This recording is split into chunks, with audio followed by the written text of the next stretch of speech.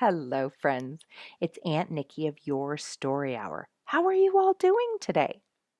I hope you are well. And since social distancing is still important right now, and many of us are still under quarantine and some are getting extended, the team at Your Story Hour, Uncle Jon, Aunt Carole, and myself, have decided that we are going to read another book to you guys since we finished Looney Coon. And if you haven't heard Looney Coon, you can go back and find it on our webpage. It's available there to listen to, and there's even coloring pages. I'm going to guess that there will be some coloring pages coming from our next book, because look at that cutie. This next book we picked is How's Inky by Sam Campbell. And on the title it says, How's Inky? A porcupine and his pals offer some highlights on happiness. My understanding is that this is the very first book Sam Campbell wrote. You'll have to see if you recognize some of the animal names in there. And I haven't read this one. At least not that I remember. It's been a while. I've read a number of his books, but not all of them. So let's get started on How's Inky. A book is named Inky the Porcupine. I hardly know whether to bless him or curse him. Whichever I do, he won't care a flick of his tail. He is so exasperatingly self-sufficient, so wholly complacent, he will just waddle away, climb a tree, and look down at me, saying in his most gracious grunts, "You take things too seriously, Sammy, old boy. Relax. Come on up and eat some bark." Nevertheless, wrapped up in his bequilled little hide is the greatest mixture of troubles and pleasures, worries and joys that ever came to me. Inky can get into more places he shouldn't be, chew more things that shouldn't be chewed, myself included, and claw more things that shouldn't be clawed than any other creature I have known. He excuse me. He is just enough bother to be adorable. Certainly he is never a bore. Nor does he let life become monotonous for anyone or anything. I love him with all my heart. And yet I wonder sometimes if there isn't just a little bit of jealousy mixed in with that love. Why, Inky is more famous than I am.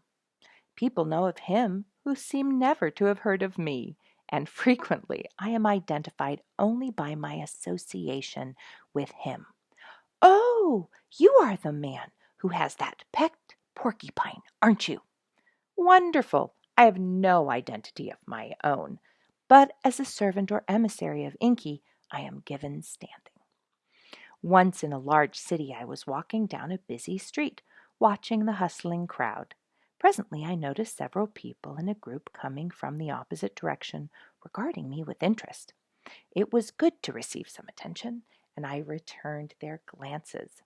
Apparently they recognized me, and as they drew nearer we all broke out with friendly smiles. One of the group stepped forward with a greeting. "Aren't you Sam Campbell?"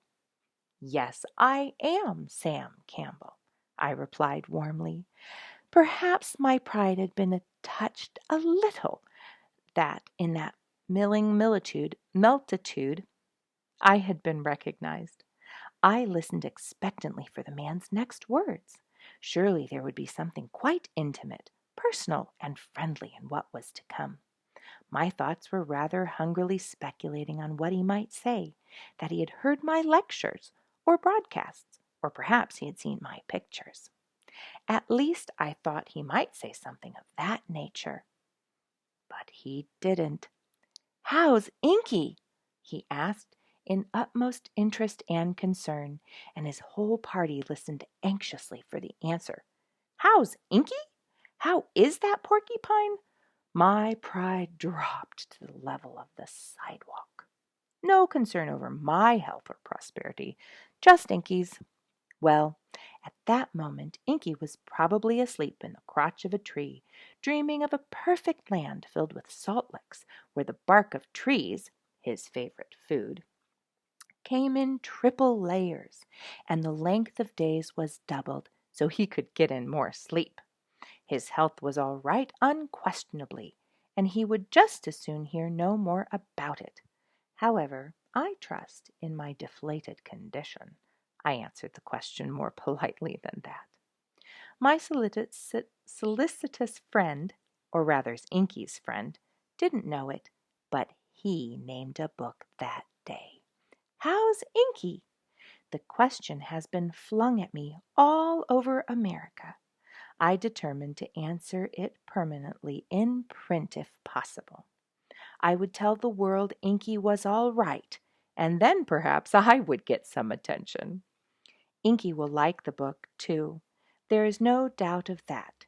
He will look it over carefully, then methodically chew off the cover, reduce the pages to bits, and walk away grunting a criticism that there should be more salt in the ink.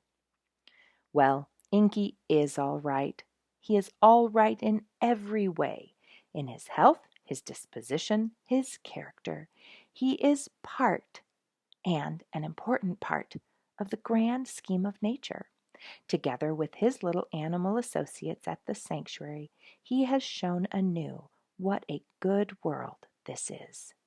And because he has helped reveal how much people love creatures like himself, he has shown how fine human beings are too.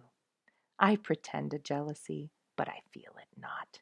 It is wonderful to see that people can form such a liking for a little creature, but perhaps not so surprising when we discover that a little animal such as Inky is not only an object to love, but an inspiration in his character qualities. In truth, I love the love everyone has for Inky. How's Inky now? You asked. Well, Inky is fine, just fine. And if it is of any interest, I feel right good myself. Sam Campbell. Chapter 1 will be read tomorrow. See you guys later.